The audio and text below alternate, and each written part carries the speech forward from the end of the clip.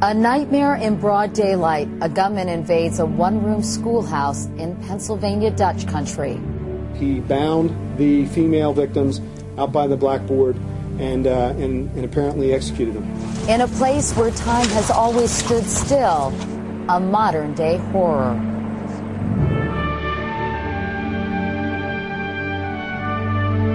This is the CBS Evening News with Katie Couric.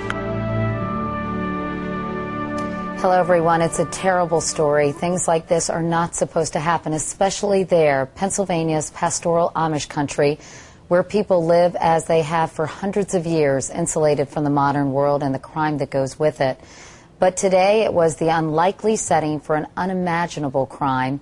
A man armed with 2 guns and only the vaguest of motives invaded a one-room schoolhouse in Lancaster County, then terrorized and executed several young girls. National correspondent Byron Pitts begins our coverage tonight. Byron? Well, Katie, we've just received a photograph of the shooter. Take a look. Charles Roberts, a local man, 32 years old. Authorities tell us there were 8 survivors, all girls, all in critical condition, all victims of a shooting no one here expected. For centuries, they had lived separate from the rest of the world. But today, the world's attention focused on them. Mass murder inside a one-room Amish schoolhouse. I never thought it would happen in a peaceful community like this. At least 6 schoolgirls, ages 6 to 13, all shot execution style. 2 girls killed instantly. A third died in the state trooper's arms. The gunman, a local milk truck driver, killed himself. It appears, because the suspect had with him an automatic handgun and a shotgun, it appears to us that he was utilizing the automatic handgun at that time in quick succession. It all started at approximately 9:51 this morning. The gunman, 32-year-old Charles Carl Roberts IV, parked his pickup outside Nickel Mines Amish School. Besides the 2 guns, Roberts carried inside flex cuffs, wire, and enough 2x4s and 2x6s to board all the exits. For the next 45 minutes, he terrorized about 25 students and teachers in this single room about the size of a 2-car garage. There was no place to hide, no way to escape. He split them up, males and females. He let the males go. He let some of the adults go. He bound the female victims out by the blackboard and apparently executed them. At 10:36 a.m., one teacher ran to a nearby farmhouse and called police. 9 minutes later, 10:45, the first state troopers arrived. A short time later, Roberts opened fire. The troopers broke the windows and were able to get in, found the suspect dead on the floor of the schoolhouse. Authorities found what they described as a suicide note at Roberts' home in the neighboring town of Bart. He had apparently worked his shift last night at the local milk plant. This morning, he took his own children to the bus stop.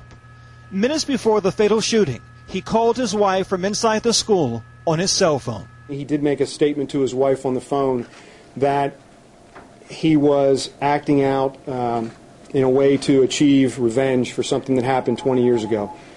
And I think that the location, the school, was probably chosen because it provided a close opportunity, an opportunity to attack where he knew he had young kids. So tonight, no clear motive, no way for families in this closed community to make sense of it all. Here where people value faith and family and humility, they will need all 3.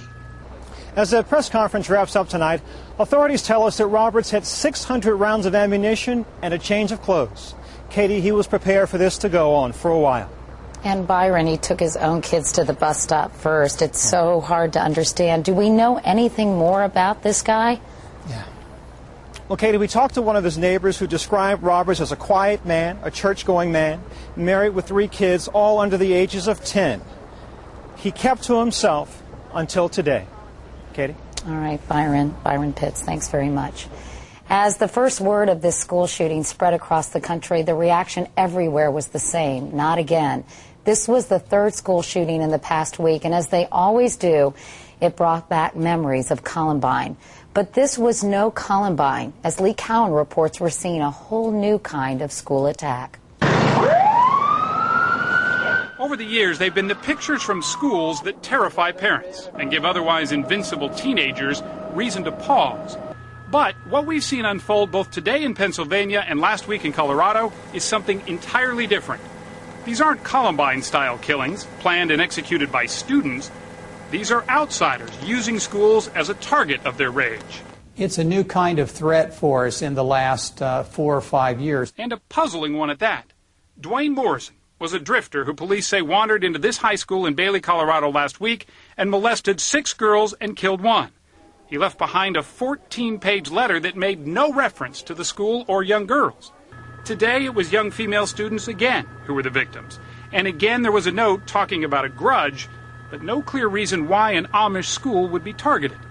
None of it makes any sense, and even former FBI profilers say they fear these kind of criminals the most, because often there are no warning signs. When the threat is external, as it was in this case, it's very difficult for schools, if not actually impossible, to foresee something like this coming. I pledge allegiance to the flag. Schools are an easy target, in large measure because of what they are. Open places of learning, not locked-down facilities. School districts have spent millions installing metal detectors, surveillance cameras. Many of them have limited entry and exit points, and some have even run school shooting simulations, like this one near Chicago. But just where do you stop? I wish we wouldn't have to turn our schools into places that simply had to be defended and where you had to constantly be on guard, but that seems to be the new watchword for 2006. Especially if it can happen in a one-room schoolhouse in rural Pennsylvania where a locked door is all anyone thought they needed. Lee Cowan, CBS News, Dallas. Let's turn now to an expert on school safety. Dennis McCarthy is a former special agent for the Secret Service and now director of security for a Kansas school district with 20,000 students. Dennis, when I heard about this story, it made me literally sick to my stomach. What was your reaction? I was very disturbed about today's incident as well as last week's incident in Colorado, when we now are seeing people from outside of our schools coming into school to commit such a murder. There were some similarities apparently between what happened today and the event that transpired in Bailey, Colorado. In both situations, the girls were reportedly lined up in front of the blackboard. Do you think this was a copycat situation in Pennsylvania today? I truly believe it's very likely that the person who committed the violence today was watching the news and saw what happened in Colorado. There are distinct similarity in those two situations, so I'm afraid that there could be some imitation going on. Are rural schools more vulnerable, or do you think that maybe they think they aren't vulnerable because they are in rural areas and feel, oh gosh, it can't happen here? I think exactly that. Our urban schools are used to being in very crowded areas with a lot of activity and sirens going by for whatever reasons in the cities. And then we get out into our rural areas where there is not nearly the activity. And I think there's a false sense of security, that the perception is it can't happen here. But we always hear after these incidents, why didn't we see this coming? Why didn't we do something? Why weren't we proactive? And of course, the price of young lives that have been cut tragically short. And you think of how terrifying that must have been for those little girls who were lined up in front of the blackboard, and you just don't know what to say.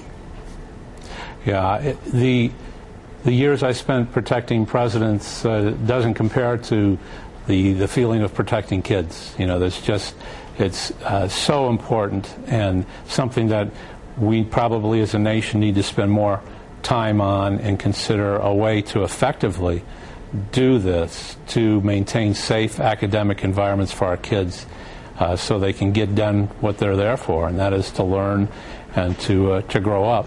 Dennis McCarthy, thank you so much for your insights tonight. Thank you. And we'll have more on this later in the broadcast, including a closer look at the Amish, a curiosity and a mystery to so many. And there's more information about how schools can keep your children safe on our website at cbsnews.com. Coming up next, the growing scandal over an ex-congressman's emails and why House Republican leaders may be getting very nervous.